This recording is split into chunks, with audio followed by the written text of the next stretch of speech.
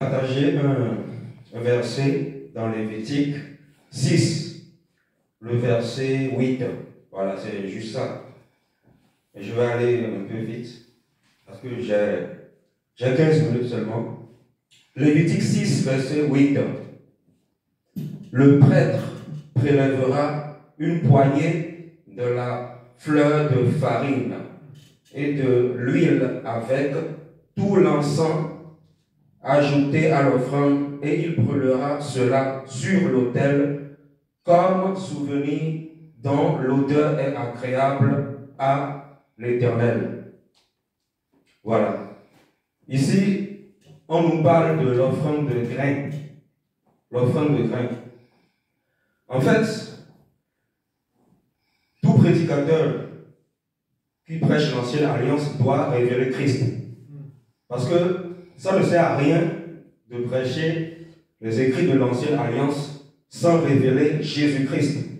Parce que Jésus-Christ est caché dans l'ancienne alliance. Voilà.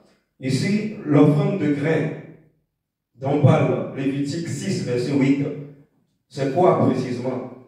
L'offrande de grains, en fait, ça représente la perfection de la vie du Seigneur Jésus-Christ. C'est premièrement ce que ça représente. Je répète encore, l'offrande de grains dont parle la Bible dans Lévitique 6, verset 8, c'est l'image de la vie, de la perfection, pardon, l'image de la perfection de la vie du Seigneur Jésus. Souvenons-nous, dans Matthieu 5, Jésus a dit, dans le verset 48, « Soyez parfaits, car votre Père céleste est parfait. » Nous avons été sanctifiés par grâce, par le sang de Jésus, bien sûr, à la croix. Le sang de Jésus qui a coulé à la croix nous a sanctifiés, c'est-à-dire nous a rendus saints aux yeux de Dieu par la foi en ce sacrifice parfait. L'offrande de grains, en fait, c'est la perfection, la vie sainte de notre Seigneur Jésus-Christ. Jésus-Christ, lorsqu'il était sur terre, il a vécu des persécutions. Il est passé par la mort. Ce même Seigneur Jésus-Christ que nous invoquons a dit dans Jean chapitre 12, verset 24, si le blé qui tombe en terre ne meurt, il reste seul. Mais s'il meurt, il porte beaucoup de fruits. Jean chapitre 12, verset 24. Voilà, pour ceux qui sont en train de noter. Jean chapitre 12, verset 24. Le grain de blé dont parle le Seigneur Jésus ici, c'est toujours le Seigneur Jésus. Le grain de blé, c'est le Seigneur Jésus-Christ. En fait, Jésus-Christ, dans Jean chapitre 12, verset 24, il était en train d'annoncer sa mort. Il était en train d'annoncer sa crucifixion. Voilà. C'est pour ça qu'il dit, dans Jean 12, si le grain de blé qui tombe en terre ne meurt, il reste seul. Mais s'il meurt, il porte beaucoup de fruits. Donc ça veut dire que nous devons mourir à nous-mêmes pour porter des fruits. Dans Galates chapitre 5, verset 22, on nous parle du fruit de l'esprit qui est l'amour.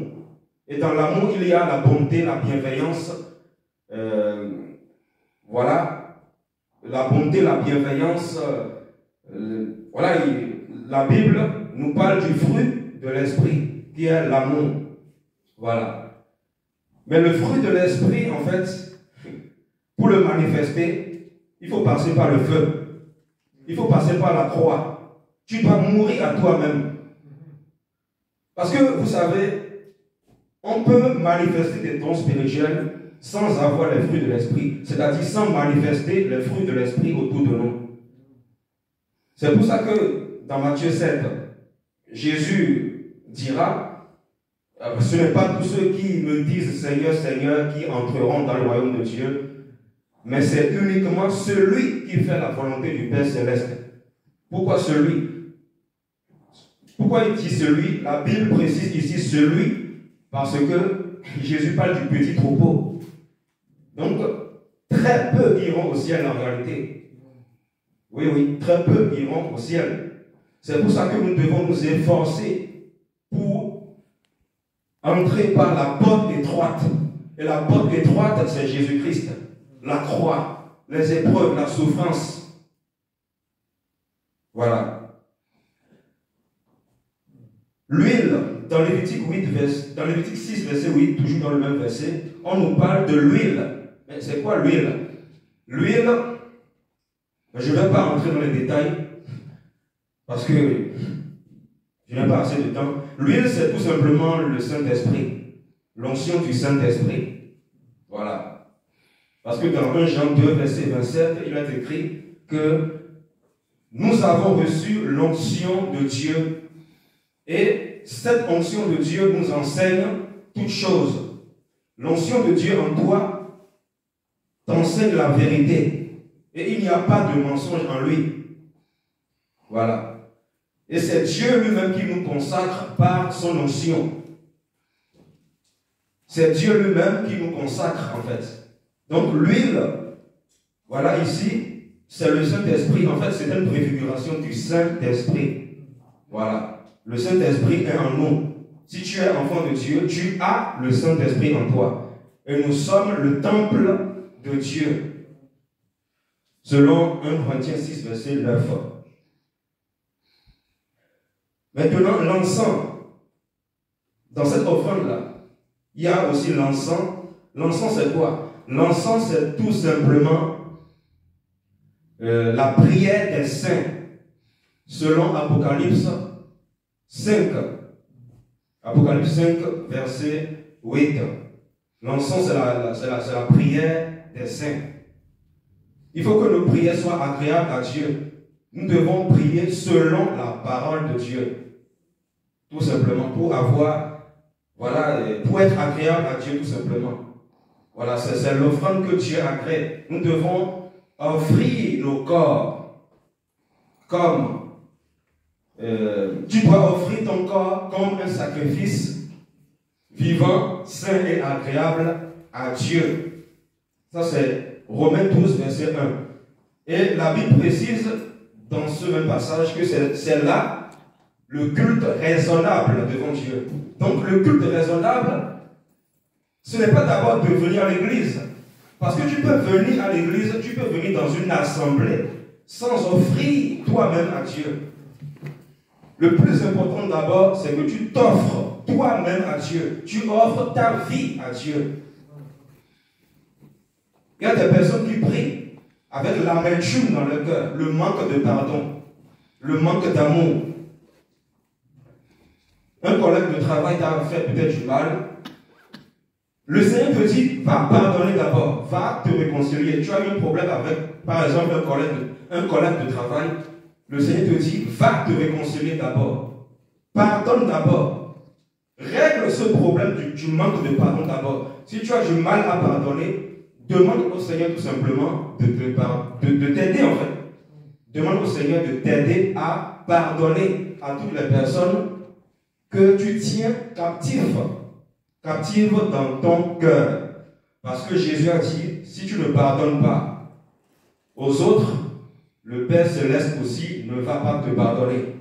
Si Dieu ne te pardonne pas tes péchés, le salut de ton âme est bloqué. C'est bloqué. Parce que l'œuvre de la croix est centrée sur le pardon. La mort et la résurrection de Jésus-Christ est centrée sur le pardon. À la croix, Jésus t'a pardonné. À la croix, Jésus-Christ a été humilié. Il a été crucifié pour que toi, tu sois pardonné. Alors, toi, à ton tour, tu dois aussi pardonner les autres. Et Jésus, à la croix, il a dit, Père, pardonne-leur, car ils ne savent pas ce qu'ils font. Le but de la vie chrétienne, c'est d'imiter le Maître. Le Maître, c'est qui? Le Maître, c'est Jésus-Christ. Jésus-Christ homme. Voilà pourquoi la Bible dit dans 1 Jean 2, verset 6, celui qui affirme demeurer en Christ doit aussi vivre comme il a lui-même vécu. Dieu est devenu homme pour nous montrer l'exemple, pour nous montrer comment nous devons être des fils de Dieu, comment nous devons marcher. Parce qu'il a pris une femme humaine pour nous montrer l'exemple parfait à suivre, pour nous montrer comment vivre, comment adorer Dieu, comment marcher, comment aimer ton prochain comme toi-même. Voilà. Donc, il est important, voilà, d'avoir un cœur disposé. Donc, je disais que l'encens, en fait, c'est la prière des saints. Mais il faut que cette prière des saints monte. Voilà, ça doit monter. Beaucoup de prières ne montent pas. Parce que ces prières ne sont pas faites selon la volonté de Dieu. Prier selon la volonté de Dieu. Je donne un exemple.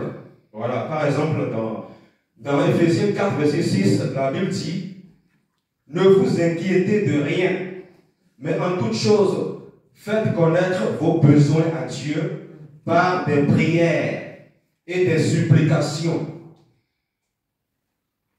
Par des prières et des supplications, et dans une attitude de reconnaissance. La Bible précise bien dans ce passage de Philippiens 4, verset 6, il faut que cette prière soit faite dans une attitude de reconnaissance. L'attitude dans la prière est très importante. Ton attitude, quelle est ton attitude quand tu pries? C'est très important. Tu dois avoir une bonne attitude qui est agréable au Seigneur, afin que le Seigneur accueille ta prière, afin que ta prière monte vers le Seigneur et que cette prière soit exaucée. J'aimerais aussi préciser que pendant les souffrances de Jésus-Christ sur la terre, en fait, l'amour du Seigneur Jésus-Christ envers les hommes n'a pas varié. Souvent, nous les humains, voilà, quand on subit des persécutions, voilà, des gens nous ont fait beaucoup de mal dans le passé, des gens nous ont blessés, notre amour se refroidit.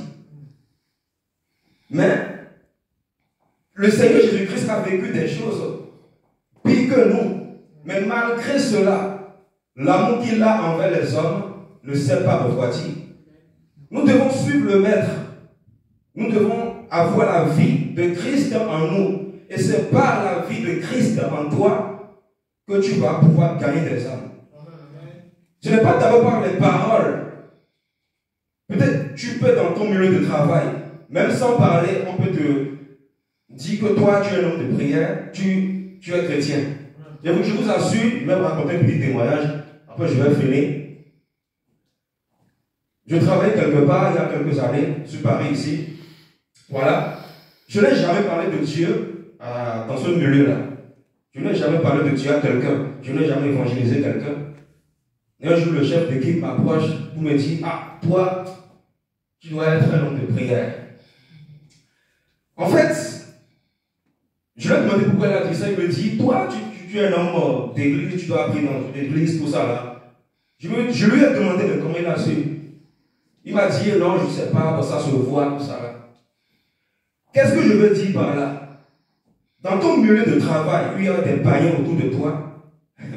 Même si tu ne dis pas: je suis chrétien, au travers de ta vie, au travers de ton comportement, les païens autour de toi vont savoir que toi tu es différent, que toi tu pries, tu es un chrétien. C'est pour ça que nous devons faire attention à notre attitude, à notre comportement. C'est très important. Jésus a dit dans Matthieu 5, aimez vos ennemis, faites du bien à ceux qui vous haïssent. Quelqu'un te déteste, mais le Seigneur te dit, aime-le, fais-le du bien. Quand quelqu'un te déteste, qu'est-ce qui prouve que quelqu'un te déteste? C'est au travers des fruits que cette personne manifeste envers toi. Parce que le Seigneur a dit dans Matthieu 7, vous les reconnaîtrez à leurs fruits. Donc, c'est au travers des fruits d'une personne que tu peux savoir